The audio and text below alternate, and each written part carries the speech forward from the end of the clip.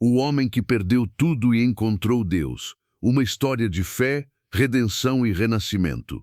Há histórias que precisam ser contadas em voz baixa, com aquela reverência que se reserva às coisas sagradas.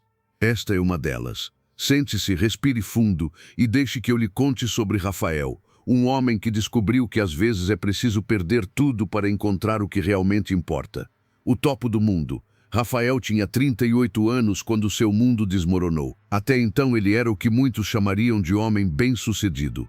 Dono de uma construtora próspera, 3 carros importados na garagem, um apartamento com vista para o mar e outro nas montanhas. Suas mãos, que um dia conheceram calos de trabalho honesto, agora ostentavam um relógio que custava mais que uma casa. Mas o sucesso tem um preço que nem sempre vemos na etiqueta. Rafael trabalhava 16 horas por dia. Seus filhos, Miguel e Sofia, cresciam vendo mais o motorista que o pai. Sua esposa, Luciana, dormia sozinha na maioria das noites, abraçada à promessa de que em breve as coisas melhorariam. A igreja que frequentava na infância tornara-se uma lembrança distante, algo que seu avô fazia, mas que homens modernos e ocupados não tinham tempo para cultivar. Deus ajuda quem cedo madruga, ele costumava dizer, sem perceber a ironia de usar o nome divino apenas como provérbio, nunca como presença. Domingo era apenas o dia antes da segunda-feira. Natal, uma data comercial. E oração. Bem, Rafael não falava com Deus há tanto tempo que nem sabia mais como começar uma conversa dessas. A queda. Tudo começou com uma ligação. Era uma terça-feira comum de março quando seu sócio, aquele amigo de 20 anos de parceria, desapareceu. Levou consigo não apenas o dinheiro da empresa, mas a dignidade de uma amizade que Rafael julgava inabalável. Em 3 semanas, as dívidas apareceram como fantasmas, fornecedores não pagos, impostos atrasados, fraudes documentadas. O império que levou 15 anos para construir desmoronou em 45 dias. Os advogados falaram em processos criminais, os bancos em execução de dívidas. Rafael viu seu nome, aquele nome que abria portas e conquistava contratos, ser arrastado pela lama em jornais e sites de notícia. Empresário investigado por fraude, diziam as manchetes, sem mencionar que ele era a vítima, não o criminoso.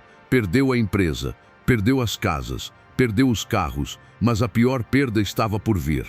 Luciana, cansada de anos de ausência emocional e agora apavorada com a instabilidade, pediu o divórcio, levou as crianças. Rafael assinou os papéis com mãos trêmulas, vendo sua família desaparecer como areia entre os dedos. Miguel tinha 12 anos, Sofia apenas 8. Eles o abraçaram pela última vez, naquela tarde chuvosa, e Rafael sentiu que enterrava a melhor parte de si mesmo. Aos 39 anos, Rafael tinha apenas uma mochila com roupas, uma conta bancária zerada e um apartamento alugado de um cômodo em um bairro que ele nem conhecia, e um vazio. Um vazio tão profundo que parecia não ter fundo. O deserto. Os primeiros meses foram os mais sombrios. Rafael acordava sem motivo para levantar. Comia apenas quando a fome doía no estômago. Passou semanas sem tomar banho, deitado naquele colchão no chão, olhando para o teto rachado como se ali estivessem escritas respostas que não vinham. A depressão chegou como uma névoa espessa, roubando as cores do mundo. Ele pensou em desistir, não apenas dos negócios ou do recomeço, mas de tudo, de respirar, de existir. A dor era tão grande que a ausência parecia ser a única cura possível. Foi numa dessas noites escuras, quando a vontade de não mais acordar era quase palpável, que algo aconteceu. Rafael não saberia explicar direito. Não houve trovões, nem luzes celestiais, nem visões místicas. Foi algo mais simples e, ao mesmo tempo, mais profundo. Uma lembrança. A voz de sua avó, Dona Mercedes, que o criara depois que sua mãe morrera no parto de sua irmã. Quando não houver mais chão, meu filho, ajoelhe, porque aí você encontra que o chão sempre foi Deus. Ele não tinha ajoelhado em 20 anos.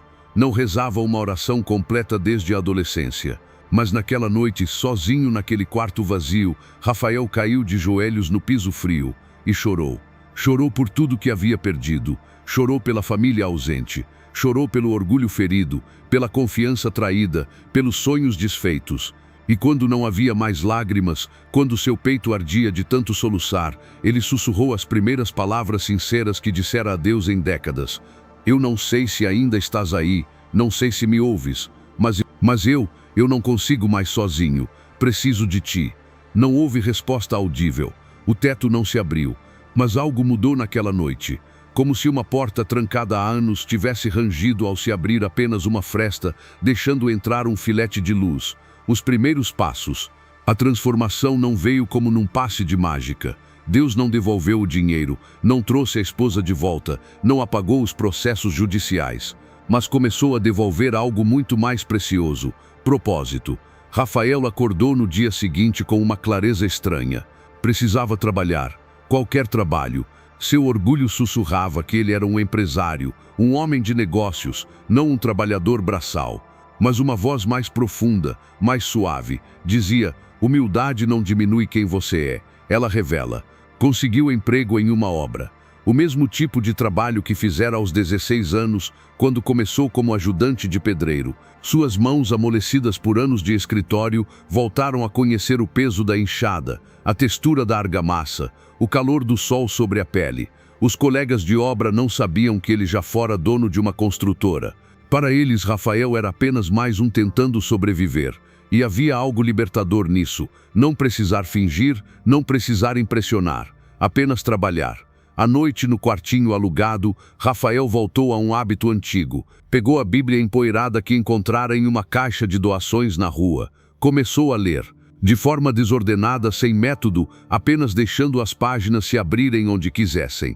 Caiu em Jó, e pela primeira vez entendeu aquele homem que também perdera tudo. No saí do ventre de minha mãe, e no voltarei. O Senhor deu, e o Senhor tirou, bendito seja o nome do Senhor. Rafael percebeu algo que nunca tinha notado.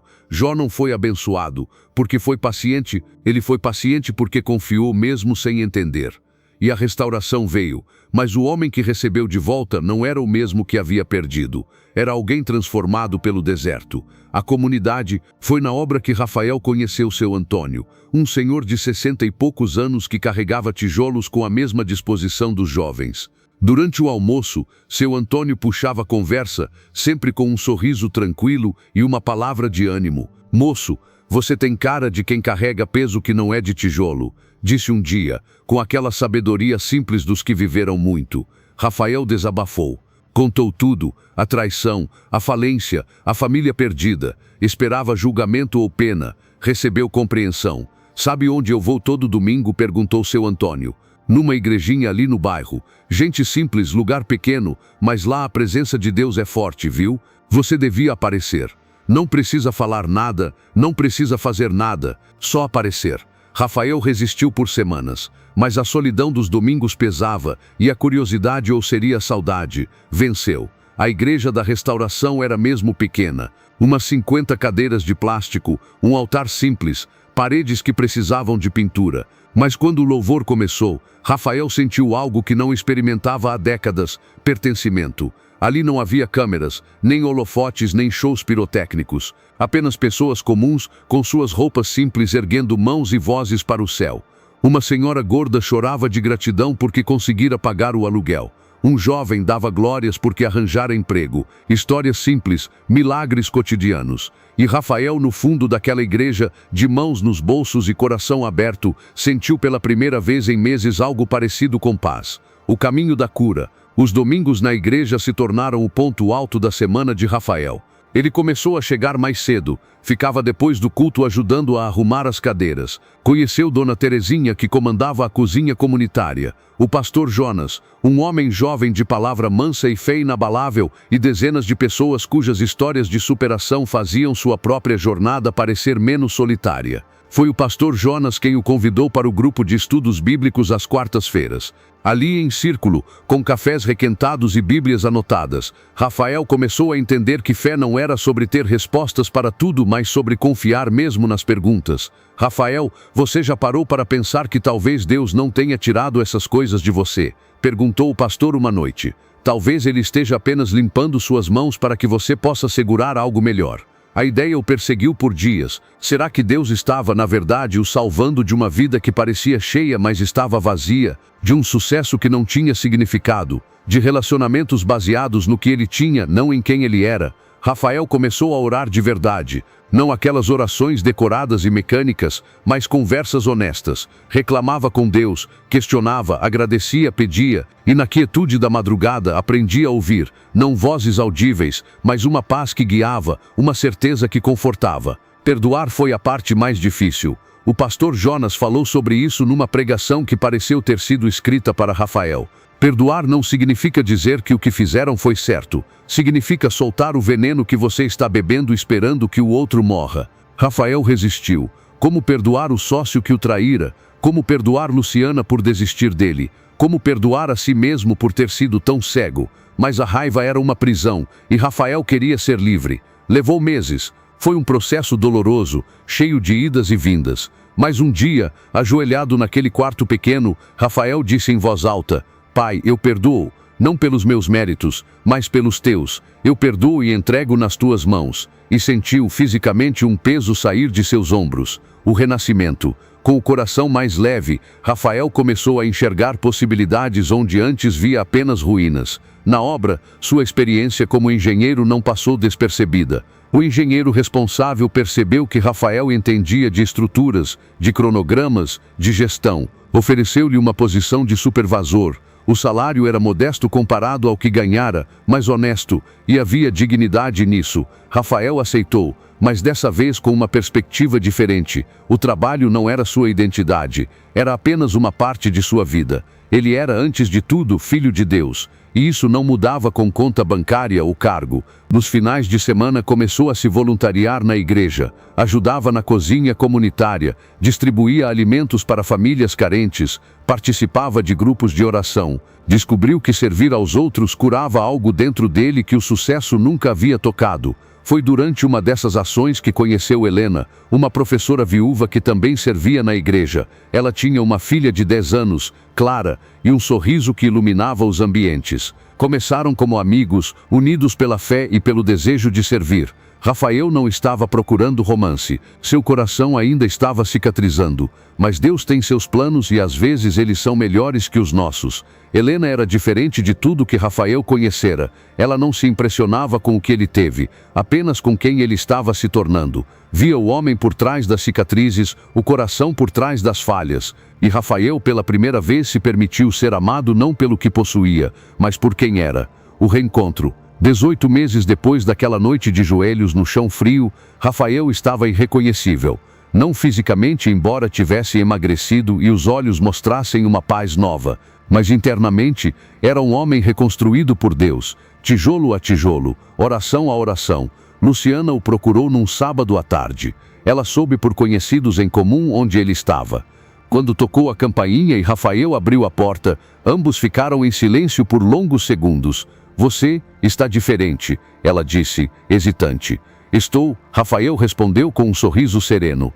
Perdi tudo e encontrei Deus. E descobri que ele sempre foi o suficiente. Luciana chorou. Contou sobre sua própria jornada. A culpa, o arrependimento, a terapia. Não veio pedir para voltar, mas para pedir perdão. E para dizer que Miguel e Sofia pediam pelo pai. Rafael não hesitou. Eles podem vir quando quiserem. Eu não tenho mais aquele apartamento com vista para o mar, mas tenho algo melhor. Tempo e coração disposto. As visitas começaram aos domingos. Rafael levava os filhos para a igreja, algo que nunca fizera quando morava na mansão. Miguel, agora adolescente, estranhava a simplicidade. Mas Sofia, com seu coração de criança, logo se encantou com a cozinha comunitária onde o pai ajudava. Pai, aqui é legal, ela disse um dia abraçando-o. Você está feliz de verdade, né? E Rafael percebeu que sim. Pela primeira vez em décadas, ele estava genuinamente feliz. A restauração. A vida não voltou a ser como antes, mas tornou-se algo melhor. Rafael continuou na construção civil, mas agora com sua própria perspectiva. Economizou, planejou e, com a ajuda de amigos da igreja, abriu uma pequena empresa de reformas. Nada grandioso, apenas ele e mais 3 funcionários, mas era honesto, sustentável e deixava tempo para o que realmente importava. Ele e Helena se casaram num culto simples na Igreja da Restauração. Clara ganhou um padrasto amoroso, e Miguel e Sofia, que passavam os finais de semana com o pai, ganharam uma madrasta paciente. A família recomposta tinha suas complexidades, mas o amor e a fé eram o cimento que os unia. o processo judicial finalmente se resolveu. Rafael foi inocentado de todas as acusações. Seu nome, limpo, poderia ter processado o ex-sócio por danos morais, buscado vingança financeira, mas escolheu deixar nas mãos de Deus. A justiça dos homens é importante, disse ao advogado, mas a paz com Deus é inegociável. Eu vou em frente. E foi. O propósito revelado. 2 anos depois de perder tudo, Rafael estava pregando na Igreja da Restauração. Não como pastor, mas como testemunha viva de que Deus é fiel. Eu pensei que tinha perdido tudo, ele dizia, com a voz embargada mais firme. Perdi dinheiro, prestígio, família, mas Deus me mostrou que eu nunca tive nada de verdade. Eu tinha posses, não propósito. Tinha ocupações, não vida. Tinha tudo, mas era vazio. Quando caí de joelhos naquele chão frio, eu não encontrei respostas imediatas. Encontrei presença e percebi que isso era suficiente. Deus não prometeu que eu voltaria a ser rico, prometeu que nunca me abandonaria, e Ele cumpriu. Hoje tenho menos zeros na conta bancária, mas mais paz no coração. Tenho uma casa menor, mas um lar maior. Trabalho mais horas com as mãos, mas minha alma descansa, porque aprendi que a verdadeira riqueza não se mede em patrimônio, mas em propósito. E meu propósito é glorificar a Deus em cada tijolo que assento, em cada filho que abraço, em cada pessoa que sirvo. As pessoas choravam, não de pena, mas de reconhecimento. Porque a história de Rafael era a história de tantos, a história de quem precisou perder para encontrar, de quem precisou cair para aprender a voar. A lição do fogo. Hoje Rafael tem 43 anos. Sua empresa pequena, mas sólida, emprega pessoas que ele discipula não apenas no ofício, mas na fé. Sua família, embora remontada de forma diferente, é unida pelo amor e pela presença de Deus. Sua rotina tem menos luxo e mais significado. E toda terça-feira à noite, ele ainda ajoelha naquele mesmo lugar, não mais num quarto vazio, mas num lar cheio de vida, e conversa com Deus. Agradece, pede, escuta, porque Rafael aprendeu o segredo que transforma catástrofes em testemunhos. Deus não desperdiça dor, Ele a transforma em propósito. A fé não é um escudo contra as tempestades da vida, é a âncora que nos segura quando os ventos uivam. Não é uma fórmula mágica que transforma tudo em ouro. É a certeza de que mesmo nas cinzas, Deus está forjando algo eterno. Rafael perdeu tudo e encontrou o único que nunca pode ser tirado. Encontrou Deus, e Deus, como sempre, estava ali, esperando. Não no topo da montanha do sucesso, mas no vale da humilhação. Não no palácio, mas no deserto.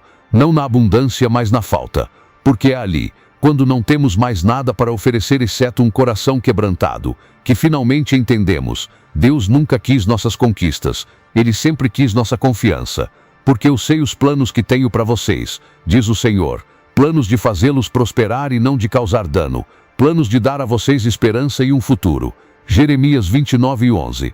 E Rafael é a prova viva de que esta promessa não falha. Mesmo quando perdemos tudo, aquele que tudo pode está apenas começando sua obra em nós.